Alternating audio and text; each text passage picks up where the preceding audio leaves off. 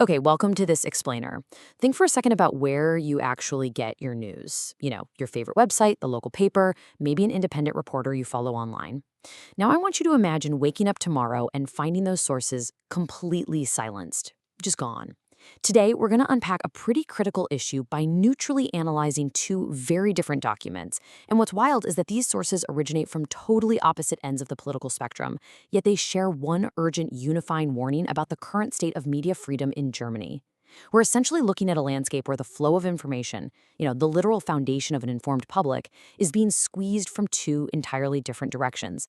So we're juxtaposing a legal brief from the GFF, that's the Society for Civil Rights, which is defending a radical left-wing platform, right next to a statistical study from the ECPMF, which documents the rise of right-wing and extremist physical violence against journalists. Now, you might be wondering, why compare these two specific extremes? Well, because doing so is uniquely revealing. It shows us that threats to journalism aren't just some isolated partisan issue. By analyzing these documents together, we get this complete 360-degree view of a twofold threat to our media landscape. One is coming from the highest halls of government, and the other, it's coming straight from the streets. Looking at the intersection of these two sources, we really have to ask ourselves a fundamental question. How safe is press freedom when it faces administrative suppression from the state above and physical violence from extremists below? To figure this out, we need to break down the arguments and the data from both sides, starting with the rules that actually govern the state, the bedrock principles that are supposed to keep our media landscape secure. Section 1. The fundamental right to media freedom. Before we can even talk about how press freedom is being threatened, we have to understand what's supposed to be protecting it in the first place. The absolute crucial point here is that Article 5 of the German Basic Law acts as the ultimate constitutional shield. It guarantees mass communication and, importantly, explicitly forbids censorship. Let's break this down simply, because this constitutional right doesn't just protect traditional, safe mainstream news reporting. According to the GFF's legal analysis, it is specifically designed to protect uncomfortable, radical media outlets. It shields platforms that actively provoke the majority society to critically reflect on existing conditions. Why should we care about protecting provocateurs? Because a healthy democracy absolutely relies on a broad spectrum of voices. Protecting the most radical fringe is often the ultimate litmus test for whether the mainstream is truly safe. If the most uncomfortable voices can be silenced, well, it's really only a matter of time before the circle of what's considered acceptable starts shrinking. Section 2. The ban of indie media. Which brings us directly to the first major threat we're examining today, the top-down legal threat from the state. This all centers around a highly controversial action taken back in 2017 by the Federal Ministry of the Interior against a radical left-wing internet platform called Links unten indie Media. The platform was completely shut down. The GFF argues in their amicus brief that this complete shutdown was wildly disproportionate. To put their argument into perspective, imagine a massive library where a few books contain illegal material. Actually, scratch that. Imagine the state just deciding to burn down the entire library instead of pulling those specific books off the shelf. That's the analogy they're making here. By enacting a total ban, the state indiscriminately deleted countless perfectly legal posts, including everyday reporting on demonstrations and vital debates within the left-wing scene, completely bypassing the standard procedures usually reserved for handling illegal media content. Section 3. Association law versus media law. Now, let's look at how this builds into a major jurisdictional clash. Because here's the thing. The state didn't actually use media laws to ban this platform. They used federal association law. Think of federal association law like a wrecking ball. It allows the federal government to completely demolish or ban an organization. On the flip side, state media law is meant to be more like a scalpel. Handled by the states, it mandates a much more surgical approach, the targeted removal of specific illegal content. The GFF asserts that the state improperly swung the wrecking ball of federal association law to execute a total ban, deliberately sidestepping the protections of state media law. In their view, if a ban is based purely on the content published by a platform, it is a media law issue requiring a scalpel, not an association law issue warranting a wrecking ball. To back this up, the GFF provides some fascinating historical context, and running through this timeline reveals exactly why this matters so much today. Total bans of publications happened under the Kaiserreich in 1878 and during the Weimar Republic. But fast forward to 1952. There was a direct attempt to introduce a federal press law that would have allowed the banning of newspapers, and it failed. Why? Because a post-war Germany, having just emerged from a totalitarian nightmare, acutely realized the extreme danger of allowing the federal government to arbitrarily ban the press. The GFF points out that ever since that failure, the Parliament has intentionally avoided allowing content-based total bans of media platforms at the federal level. The historical precedent pretty clearly shows that sweeping federal bans on media just do not align with modern German constitutional law. Section 4. Violence against journalists.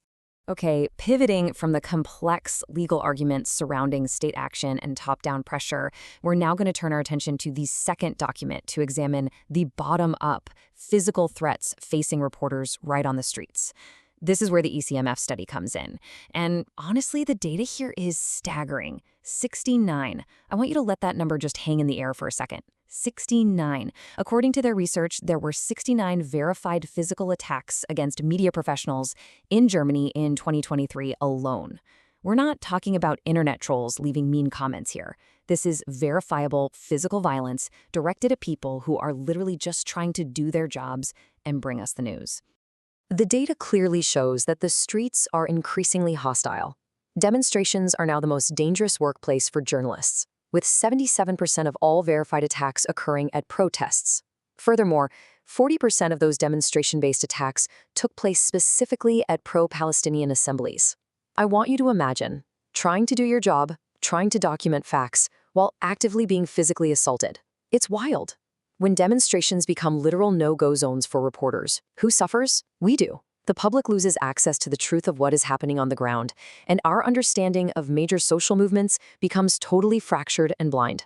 Section 5. Hotspots and self-censorship. Narrowing our focus from the national numbers to the specific geographic hotspots, two areas immediately stand out in the report. Berlin is the most affected state by sheer volume, with 25 documented cases in 2023. Meanwhile, Saxony remains a deeply entrenched historic hotspot, with 13 cases last year. The timing and depth of this data are absolutely crucial.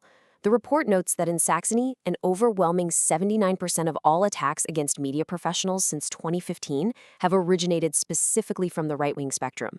So this isn't just a flash in the pan, it's a sustained environment of hostility in that specific region over almost a decade. And who's actually bearing the brunt of this violence? Well, the data reveals a highly precarious situation for the most vulnerable members of the press. 59% of the victims are freelance journalists. This is a huge detail because freelancers, they don't have the backing of major corporate security teams, nor do they have expensive lawyers on retainer. They are out there alone, completely exposed. Additionally, 15 of these attacks specifically targeted local journalists. The ECMF study points out that this hostile climate isn't just happening in a vacuum. It's being heavily fueled by extreme right-wing actors and the eminent media hostility present in AfD rhetoric, which essentially normalizes and encourages aggressive behavior toward the press. To truly grasp the raw human cost behind these statistics, we have to confront the severe psychological terror involved here. I will cut you open. Just take a moment to register the severity of that statement. This horrific threat was leveled at an Israeli documentary filmmaker during an attack at a demonstration. It is a really stark reminder that we aren't just talking about pushing or shoving. We are talking about explicit, terrifying threats to life and limb. And that level of terror has a direct, devastating consequence. This constant threat of violence forces journalists into what the study calls self-censor, or self-censorship. This isn't just a professional choice, it is a basic survival mechanism. When reporters are too afraid for their physical safety to enter certain areas or cover certain rallies, it creates massive informational blind spots. The study refers to this as spatial appropriation. What does that mean in relatable terms? It means extremists are quite literally conquering city blocks by bullying the cameras away. They claim the streets and silence the press simply through the threat of violence. When we pull back and look at both the GFS legal analysis and the ECPMF's violence statistics together, a unified and pretty grim picture emerges. Media freedom is caught in a vice. On one side, it is being crushed by the hammer of the state from above, using administrative power and sweeping association laws to bypass targeted media protections. On the other side, it's being pummeled by the fists of extremists from below, terrorizing local reporters into silence on the streets. Whether from a state ban or physical assault, the ultimate consequence is exactly the same: the chilling erasure of vital, dissenting, and on-the-ground voices. So I'm going to leave you with this final provocative thought to conclude our explainer. If the state uses a sledgehammer from the top to restrict reporting, and extremists use violence from the bottom to beat back the cameras, how long until we're all just left in the dark? It is a question that definitely demands our attention if we want to preserve a truly informed and open society. Thank you so much for joining me for this analysis.